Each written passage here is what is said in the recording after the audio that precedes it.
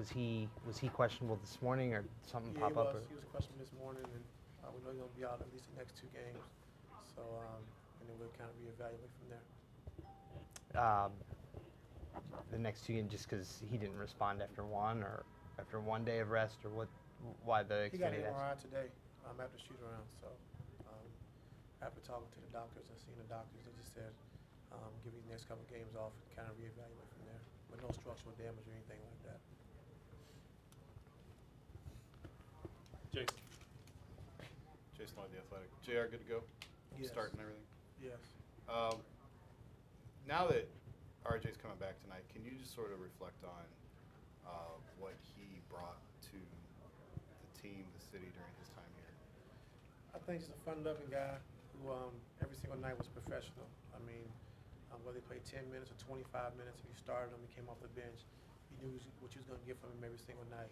And the biggest thing, I think, just being in the locker room, and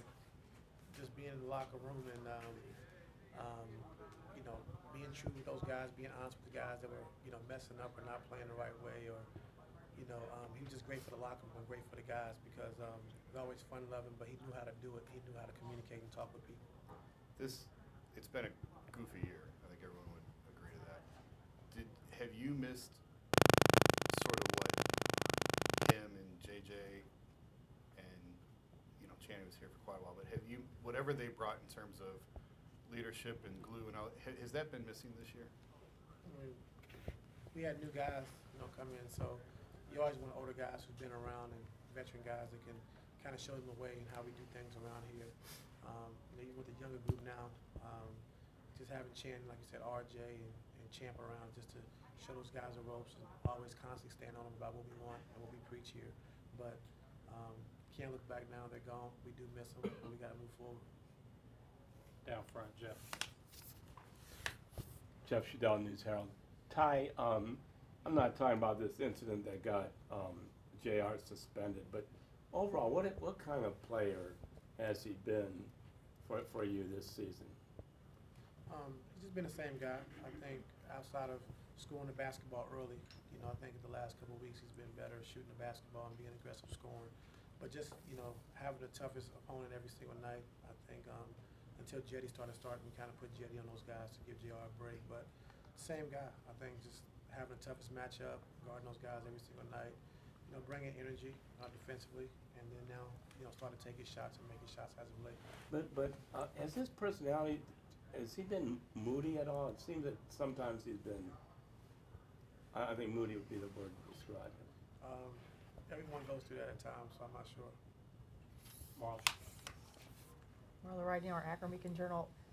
With the way the offense was stagnant the other night, did some of these new young guys, like, are they trying to figure out, like, are they standing around watching LeBron? You know what I mean? Are they trying to figure out how to play with him?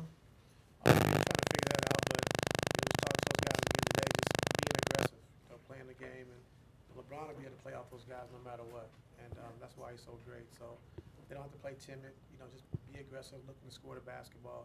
And as we was having that talk, LeBron came down and told Rodney Hood and Clarkson, shoot the basketball, look to score. So I think that helps those guys out along the way. Stand in the back, Chris. Hi, Chris Fedor, Cleveland.com. With Jeff being out, he's been such a big part of your second unit all season long. For this stretch coming up, who is it that you're looking at to step up and build that kind of role from him? I just think offensively, it has to be Rodney and Jordan. I think there are two guys in the second unit that can shoot the basketball, and create their own shot, they can create for other guys like Corver and Nance. So we got to just feature those two guys, a lot more in the second unit. And they got to be aggressive scoring the basketball. This is obviously a different kind of team with a different level of expectation for the 4 new guys that have come here. What do you make of the way that they've handled the pressure of being with the Cavs and those championship aspirations? I think they've been great. Just still trying to figure it out. And they're not comfortable right now, as of right now, but it's going to take time and take practice and getting used to one another. But for the most part, they've been great. Down front, Dave. Dave McBennett, ESPN. How did you use the film session and the shoot-around since the Sixers game in terms of like the messaging? Other than you said those guys you want them to be aggressive, but as you were parsing down the playbook, what did you tell the guys? think yesterday's film session was just more positive things we did well, things we got to continue to keep building on. Showed a couple of mistakes we made, but for the most part, it was a positive film session. And then just offensively, just trying to run, like we say, NBA sets that these guys knows coming in, like we did the first couple of games, and just go from there. And then once they pick these things up, then try to keep adding probably once a week, or but we'll see how they pick it up. Did you show them anything from the Boston or OKC games? No. Down front, Scott.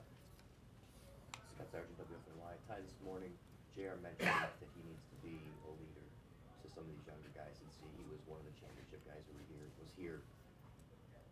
As everyone leads differently, how would you describe, and you know him more than any of us do, how would you describe JR's leadership skills and how he goes about leading? Is it behind the scenes, is it on court, is it by example? I mean, I think it's all three things. And I think, we talk about Kevin when he came here having to sacrifice and being an all-star and carrying the team in Minnesota.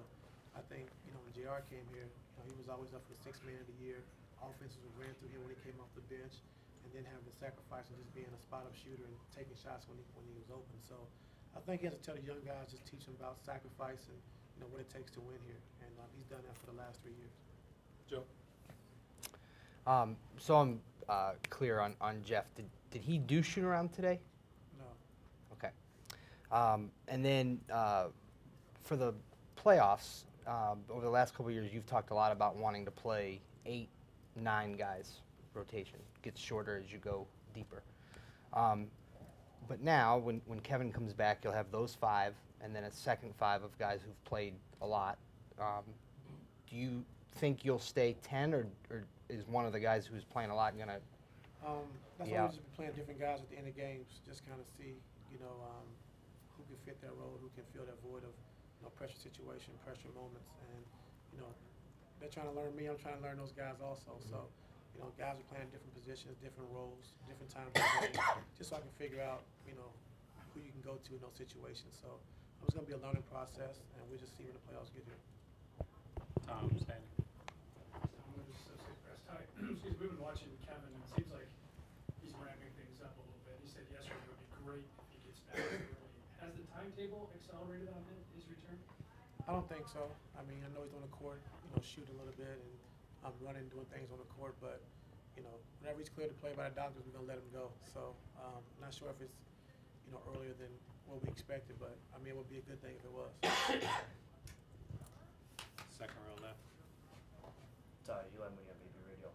Just talk about Nikola Jokic. He's had a strong breakout season in his jersey. And what kind of challenges does he present when he's on the floor? Not only offensively, but defensively as well. I think, offensively is the biggest thing. I think, they run their offense through him. Having a center who's at the top of the key, can shoot the basketball.